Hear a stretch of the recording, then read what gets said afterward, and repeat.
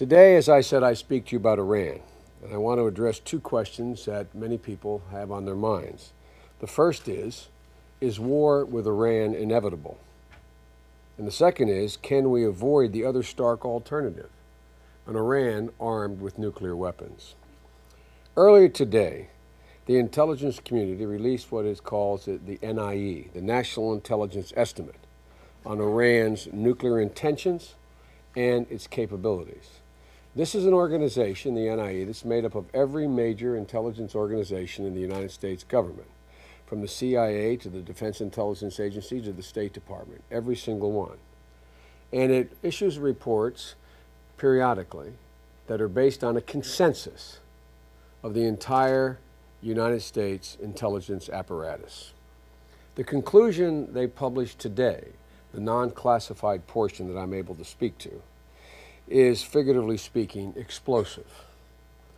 The National Intelligence Estimate found that Tehran halted its weapons program in 2003, completely halted it.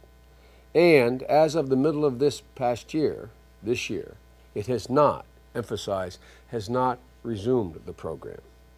Iran did resume work on uranium enrichment, which is the most likely method it would use to produce the fissile material needed in order to produce a nuclear weapon.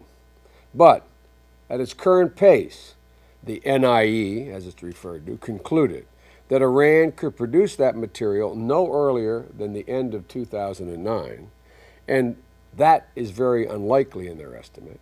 Much more likely is that Iran's capacity to produce the fissile material needed to make a singular nuclear weapon would occur sometime between the year of 2010 and 2015.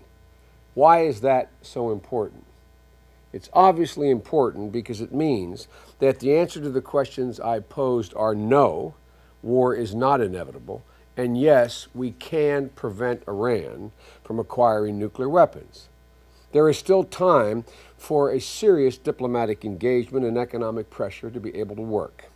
There is still time to protect our interest without, as the president continually threatens, the use of force. War with Iran is not just a bad idea. War with Iran at this moment in our history would be a disaster. It would be a disaster.